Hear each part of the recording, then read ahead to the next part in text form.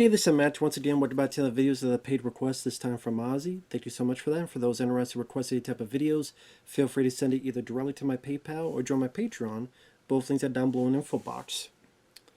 It could be any topic, review, reaction, commentary, re-review, video game playthrough, movie topic, movie news, whatever taste may be, if you wish to. So, Masi, one of the requests sent was for me to talk about the Star Wars The Acolyte trailer that came out for the new show coming out. I watched the trailer. I felt nothing. I felt nothing. I felt jack, and I felt squat. Because Star Wars, for a lot of people, not all, but for a lot of people, I think is kind of done. You turned something that felt special to a lot of people, but you regurgitated it, you melted dry, there's no drops left out of the tip. No cradling of the you-know-what, the bows, are going to do anything to get more out of that love pump. And it's kind of done like dinner. For some ladies or some men, maybe a creamy dinner. I don't know. I'm going off track. But it's one of those things where I watched the trailer, I looked up info, something about it's not about good or bad, which is weird because usually Star Wars is a bit about good or bad. But okay, you want to do something different? You want to do something that hopefully refreshing? Cool. But it says here that it's about, well, it has two plot synopses. It takes place 100 years before the Phantom Menace, which is probably why in the Phantom Menace they said there hasn't been anything Sith related for 100 millennia. Or did they say a millennia? I'm trying to remember the verbiage. But I guess it's trying to take place 100 years before. And it's a former Padawan reunites with her Jedi Master to investigate a series of crimes, but the forces they confront are more sinister than they ever anticipated. Comes out June 4th. And when I'm watching the trailer, it just, the way it looks, the way the action is, the way the story, the little bit that, it's still pretty mysterious what the actual story is about. I don't see what really creates a lot of interest, intrigue, excitement for anyone about this other than you're someone who wants to just consume anything Star Wars. And if that's the case, be my guest. That's your right. To me, it looked boring. It looked rudimentary.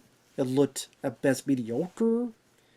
The only thing that intrigued me based on the trailer was that Carrie-Anne Moss was in it. And I like Carrie-Anne Moss. I liked her as Trinity in the Matrix trilogy. Fourth film doesn't exist in my opinion. I liked her in films like Suspect Zero and Disturbia. Nice to see her getting some work. And some guy who's a Jedi Master, he's talking to some young Padawans, some kids. He kept saying close his eyes. I felt sorry for this one alien because he has no eyelids, so he can't close his eyes. But how's he supposed to close his eyes? And then Carrie-Anne Moss is fighting someone who's got, I mean, what? COVID's in there too, but no, wearing a mask. And don't take the shot. They're fighting, but it comes off as very stiff. Comes off as very slow. And when Carrie-Anne Moss does a move, they move back like, I don't know, they're trying to do a Fred Astaire routine or, I don't know, as some people say, try and do the moonwalk. I guess is the fact they're both so good at their job that, yeah, you push me back, but I'm just going to slide back. This ain't nothing to me. Okay. Then you're just like showing some quick groups of characters, some Jedi. There's a lightsaber flying around, a red one. Jedi get a bunch of lightsaber going after them. Getting ready to fight. But again, when you watch that, what are you supposed to get out of it is what I'm asking. What are you supposed to get out of it? Carrie-Anne Moss is running around, some person with a mask on is fighting. And I get it, in the trailer they're not going to tell the whole thing, but tell me something what the story is, other than it's not about good or bad. Well, usually, again, usually there's good and bad, okay, but I find it funny. Here's the thing, like, bitch, with Star Wars, it's not special anymore. That's the mistake Disney made and then some. This is the sixth live-action TV show they've done. The Mandalorian, The Book of Boba Fett, Obi-Wan Kenobi, Andor, Ahsoka, and now this one. That's not taking into account the cartoons they've done and other stuff. Like the Bad Batch and things of that nature. So we get all of this content being out there. It doesn't feel special as, oh, it's another Star Wars thing.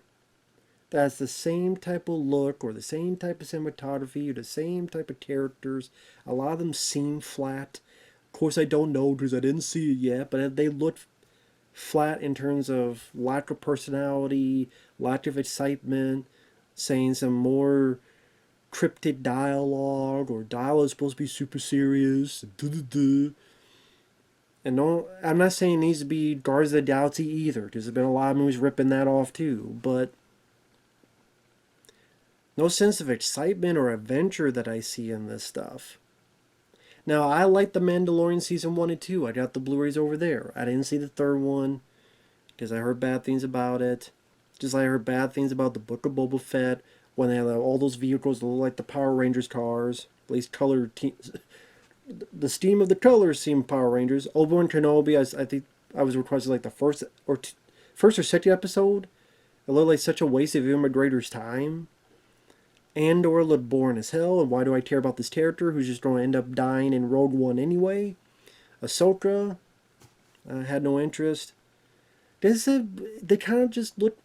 I think the first episode of Ahsoka was requested, and I thought it was there.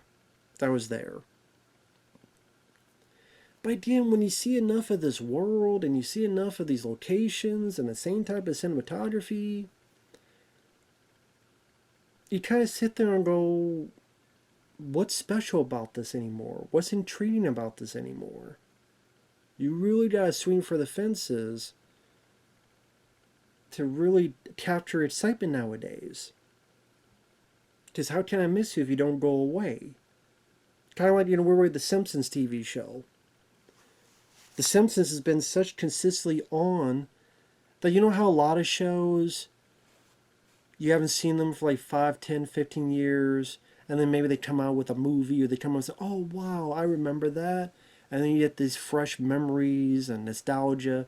But when something's so consistently there with you time and time again, you're just so used to it that it kind of just falls to the background. It falls into white noise and you can't notice it anymore. Plus a lot of the product, especially the movies, have been so piss poor. Like the new Disney Star Wars trilogy of movies, and then Rogue One, Solo. Remember there was a Han Solo prequel? People barely remember that, for good reason. And you see they haven't released a lot of movies of Star Wars lately. I mean, what was it, 2019 was the last one? Rise of Skywalker? Was that the last one? If that's the case, it's been like 5 years. Which is insane just for how much they were chugging them out. Yeah, I mean, think about it this way. Okay, when was Solo a Star Wars story? Bear with me. That was 2018. When was Rogue One? 2016. When was The Force Awakens? 2015. And when was Skywalker? Rise of Skywalker? 2019. From 2015, 16, 17, 18, 19, you had the 3 Star Wars New Rey Skywalker trilogy, you had Solo, you had Rogue One, you had 5 of them. From 2019, 20, 21, 22, 23, 24, you've had 0 movies. 5, 0. 5 years, 5 movies. 5 years, 0 movies. That kind of tells you a lot where Star Wars is nowadays. I'm glad they're not making more movies right now. That's not going to last long. But then, that's been filled with all these TV shows. Mandalorian was a hit. Because it felt bit more refreshing and different. I think the first season and the second season, although I have issues with it, I thought it was fairly well done. But then there's Boba Fett, and Boba Fett does not look as it doesn't look as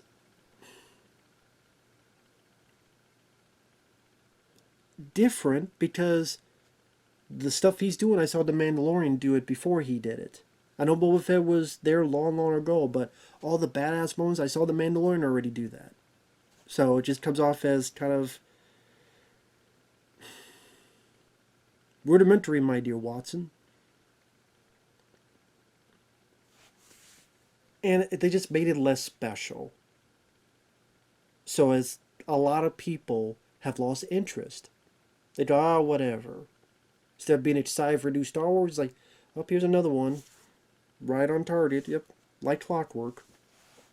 And then I look at this trailer and I go, what is it about this trailer that would intrigue people? I also find it funny that you look at, I'm going to go there, and the reason I'm going to go there is because Disney always goes there. The maker of the show is like, hey, didn't the lady running the show used to work with Harvey Weinstein or something? Could be wrong on that. It's like, oh, share my experiences of being a lesbian. Who cares? What does that have to do with Star Wars? I don't care. Hey, I love lesbians. I love your movies. I love what you do for a living. And I'm in the same interest as you. I love what you love. But what does that have to do with Star Wars? Nothing.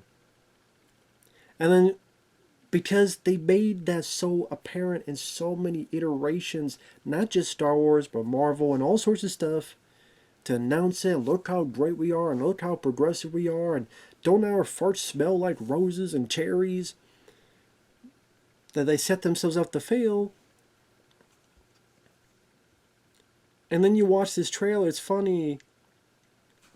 I guess all the white guys have died from extinction. Maybe it was the Rona. They made it the Star Wars, they got all the white guys. Which I found funny.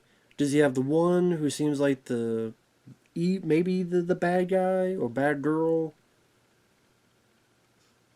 You have the Asian guy who's the non-Donnie Yen. You have the one black lady who's like looks like a priestess. You have Carrie Moss, of course. You have the one Asian guy. You have the one guy who's I think a bit Filipino. You have the one girl with the red on her sides. You have the female alien that's the discount Gamora. This is the Gamora in the $5 bin. I mean, I like Carrie Moss as an actress who plays Endora, a Jedi. The main character is played by Amandla Stenberg, a former Padawan that the show will focus on. The two main male leads are Lee Jun-jae, who's in Squid Game, and Manny Jacinto, who's in The Good Place.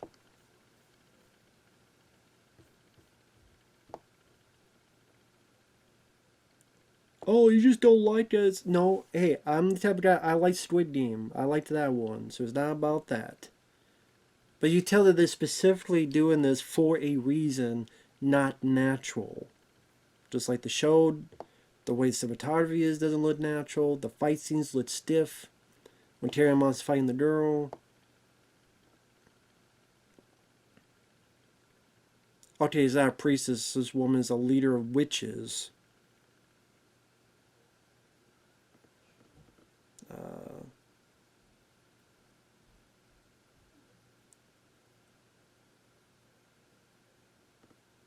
I guess there's going to be a Wookiee Jedi, which you wouldn't get that from the trailer.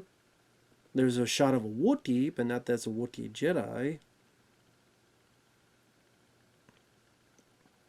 It takes place 100 years before the events of Star Wars The Phantom Menace, which the trailer doesn't showcase. Again, investigation through a shocking crime spree pits a respected Jedi Master against a dangerous warrior from his past. As more clues emerge, they travel down a dark path where Scissor Force reveal all is not what it seems.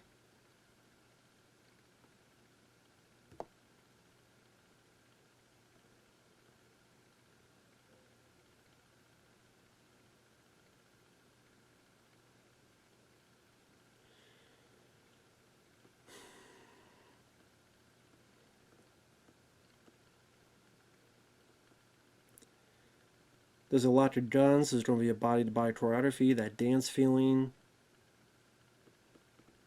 Well, I mean, that's why they have the lightsabers and the force blasts and stuff. Leslie Headland, who co-created Netflix's Russian Doll. And actually, I want to get this and make sure I got my information right. Sorry about that. I should have... Let me just check real quick.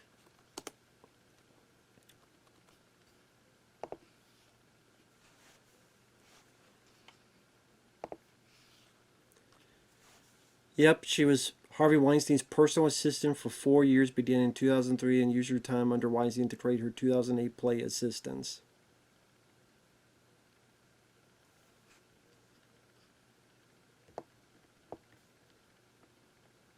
Interesting.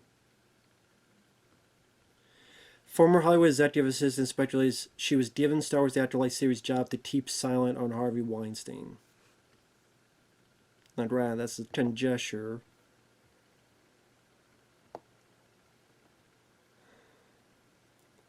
But, I mean, I doubt she knows anything about action sequences. There's really no sense of adventure. I guess it's supposed to be maybe a darker tale, but I didn't really know as much mood or atmosphere in it. And that's the thing, it looked bland, it looked boring, it looked forgettable. Like a lot of Star Wars stuff nowadays. And I like the original Star Wars trilogy. I'd probably say I like the Star Trek movies more, like the first 6. 5 has its problems, but I would say the first 6 Star Trek movies I like more than the first 3 Star Wars movies, although I do like them, so... And don't get me started on the new Star Trek. But yeah, who cares?